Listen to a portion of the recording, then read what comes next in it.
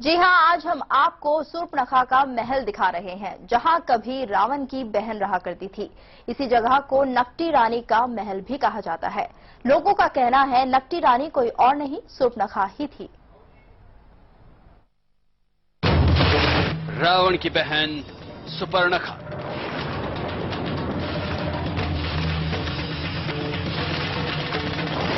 जो हुई थी श्री राम पर मोहित।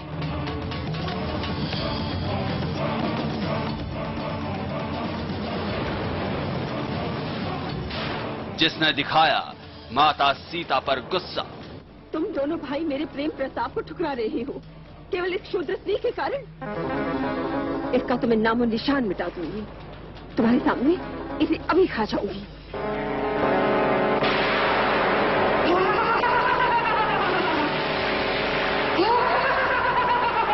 अपनी कोमल ककड़ी को चबाकर खा जाऊंगी।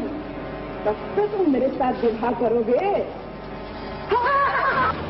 जिसकी काटी लक्ष्मण ने नाग।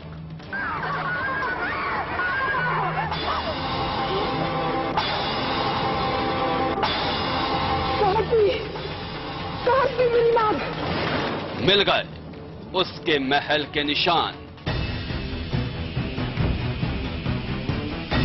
जहां आराम करती थी सूर्पनखा, जहां शान से रहती थी रावण की बहन।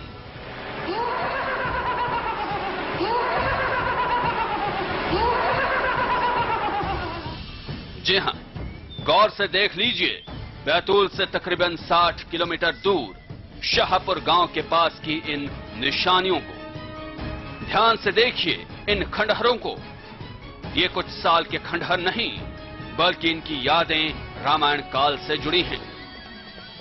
ये जो आपको टूटी इमारत नजर आ रही है, ये कोई ऐसी वैसी निशानी नहीं, बल्कि ये है रावण की बहन सूर्पनखा का महल।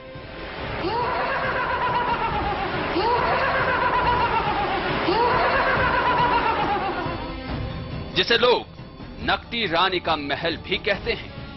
कहते हैं किसी जमाने में सूर्पनखा बड़ी शान से यहां रहती थी। उस समय ये आलीशान महल था, लेकिन वक्त के साथ धीरे धीरे ये उजड़ता चला गया और आज ये इस रूप में लोगों के सामने है। नकटी रानी मतलब सूर्पनखा। उस समय इतनी मतलब हिंदी अच्छे ढंग से यहाँ नहीं बोली जाती थी। जब यहाँ यूपी के लोग आए और यहाँ बसे, तो उन लोगों ने उनकी बोलचाल की भाषा में थोड़ा सा सुधार आया, तो हो सकता है उस समय नकटी रानी बोलते हों। खंडहर हो चुका है सूर्पनखा का महल।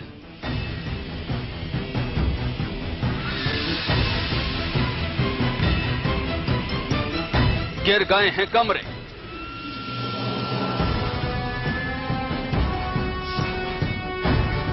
इस इलाके में हैं मेघनाद और कुंभकर्ण से जुड़े खंभे। लोगों के मुताबिक ये केवल कही सुनी बात नहीं है कि ये महल सूर्पनखा का महल है, बल्कि लोग इसके पीछे वो कुछ बातें भी बताते हैं। उनका कहना है कि बैतूल के आदिवासी अंचलों में आज भी मेघनाद और कुंभकर्ण की पूजा होती है। यहाँ के कुछ गांवों में इन दोनों के खंभे भी मौजूद हैं, जिनकी दशहरे और होली के दौरान पूजा की जाती है। लोग ये भी कहते हैं दंडकारण्य में ही मेघनाद और कुंभकर्ण से जुड़ी यादें तो हैं ही, साथ ही रावण की बहन सूर्पनखा से जुड़ी भी यहाँ निशानियां हैं। ये महल उन्हीं निशानियों में से एक है। ये नकटी रानी का महल है, मतलब ये सूर्पनखा का महल ही रहा होगा, क्योंकि यहाँ मेघनाद की पूजा की जाती है। सूर्पनखा के बारे में कहा जाता है कि रावण की ये बहन भगवान राम पर मोहित हो गई थी। जब श्री राम ने कहा कि उनका विवाह हो चुका है, तो उसने माता सीता को मिटाने के इरादे से हमला कर दिया था। इसका तुम्हें नामो निशान मिटा दूंगी। तुम्हारे सामने इसे अभी खा जाऊंगी।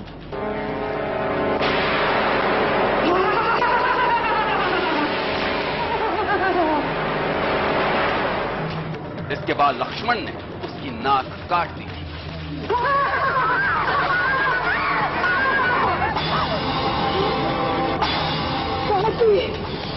कहाँ से मिलना? जब वो कटी नाग के साथ रावण के दरबार में गई, तो रावण को बहुत गुस्सा आया था। उसी सुपर्णखा को आदिवासी इलाकों में कुछ लोग नकटी रानी कहते हैं। ये खंडहर उसी का महल बताया जाता है, जबकि इलाके के जानकार कहते हैं कि पुरातत्व विभाग को इस खंडहर की हकीकत जानने की कोशिश करनी चाहिए। देश में आपने भगवान राम के सैकड़ों मंदिर देखे होंगे, रावण के मंदिरों के बारे में भी सुना होगा और मेघनाथ कुंभकर्ण के खंबे नुमा अवशेषों को भी देखा होगा, लेकिन आपने पहली बार सुपर्णखा के किसी मंदिर या महल के बारे में सुना होगा। लेकिन हम आपको बता रहे हैं कि बैतूल जिले के शाहपुर के पास सुपर्णखा का, नकटी रानी का ऐसा ही एक महल है। लेकिन अब जरूरत इस बात की है कि पुरातत्व विभाग इसका पता लगाए कि आखिर नकटी रानी कौन थी और सुपर्णखा का यह महल हकीकत में है क्या। इरशाद हिंदुस्तानी, सहारा समय, बैतूल। हम आपको बता दें कि जहां सुर्पनखा का महल बताया जाता है वो इलाका बेहद खास है। वहां एक ऊंचे पहाड़ पर एक राजा का किला बताया जाता है। बारिश न होने पर लोग इस किले में पूजा करने जाते हैं और लौट कर आते हैं तो बारिश होती है। बियाबान जंगल, ऊंचा पहाड़, परिंदे भी जहां जाने से डरे, वहीं पर है एक राजा का किला जहां लोग मांगने जाते हैं बरसात, लौट कर आते हैं तो साथ होती है बारिश। बैतूल से करीब 60 किलोमीटर दूर पावर झंडा के पास है एक किले की निशानी जो नीचे से दिखाई नहीं देती। ये है भंवरगढ़ का किला। कहते हैं कि यहां आज भी राजा की आत्मा रहती है और इस इलाके में आने वाली परेशानियां भी वो राजा किसी न किसी रूप में दूर करते हैं। यहां के लोग फसल सूखने और बरसात न होने पर इस किले में मन्नत लेकर जाते हैं।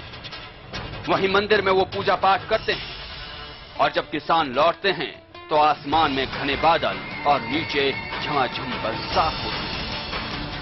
जब भी बारिश नहीं होती है वो किसान जब घबराता है तो वो भंवरगढ़ के किले में जाता है और जाके वहाँ हनुमान जी महाराज की प्रतिमा है, बहुत मतलब एक झिरिया करके है, मतलब जल वहाँ रहता है 24 घंटे और 12 महीने रहता है। वहाँ हनुमान जी महाराज की प्रतिमा है, वहाँ सिंदूर चढ़ाया जाता है और सुंदरकांड का पाठ किया जाता है और इसके बाद जैसे सुंदरकांड समाप्त होता है और भयंकर जोरों से पानी होती है और सारे लोग पानी के साथ भीगते हुए अपने अपने घर को आते हैं। लोगों के मुताबिक किले के पास ही एक कुंड है जिसका पानी कभी नहीं सूखता। अगर इस कुंड के पानी को फसल पर डाला जाए तो वो कीटनाशक की तरह काम करता है। तो वहाँ का पानी लाकर और फसल में जैसे कीड़े वगैरह हो जाते हैं तो वहाँ पे फसल पे छिड़कने से वो कीड़े समाप्त हो जाते हैं। पहाड़ी के किले का इतिहास भी अनूठा है। कहते हैं कि कभी इस इलाके में राजा देवगढ़ के राजपूत गोंड राजवंश के उत्तराधिकारियों की सल्तनत चला करती थी। गोंड राजाओं ने पहाड़ी के किले का निर्माण कराया था। इस पहाड़ी की बनावट भंवरे की तरह होने की वजह से इसका नाम भंवरगढ़ हो गया। कुछ लोगों का कहना है कि यहाँ के एक राजा की सेना में कई भंवरे थे जिनके दम पर राजा अंग्रेजों से टक्कर लिया करते थे, इसीलिए इसे भंवरगढ़ का किला कहते हैं। किले से कुछ दूरी पर है खास मंदिर। पूजा करने से पूरे हो जाते हैं सब काम, निसंतानों को मिल जाती है संतान। किले के पास, पहाड़ी के पास भोलेनाथ और बजरंगबली के मंदिर। कहते हैं कोई अगर सच्चे मन से इन दोनों मंदिरों में आए तो बिगड़े काम तो बन ही जाते हैं, साथ ही निसंतानों को संतान की प्राप्ति भी हो जाती है।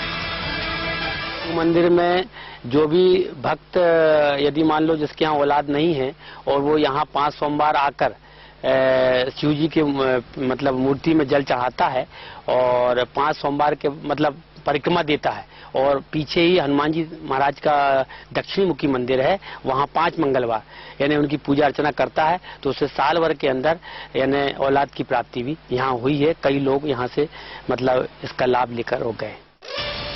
किले में आती हैं राजा रानी की आत्माएं। लोगों के मुताबिक भंवरगढ़ के किले में सख्त पहरा रहता है। 30 किलोमीटर के दायरे में होने वाली हर हलचल पर नजर रखी जाती है। यहाँ घुड़दौड़ भी होती है। कहते हैं दशहरे पर यहाँ से आज भी घोड़े दौड़ने की आवाजें आती हैं। इस दिन यहाँ राजा रानी की आत्मा आती है और यहाँ होने वाली घुड़दौड़ को देखती है। इरशाद हिंदुस्तानी, सहारा समेत बैतूल।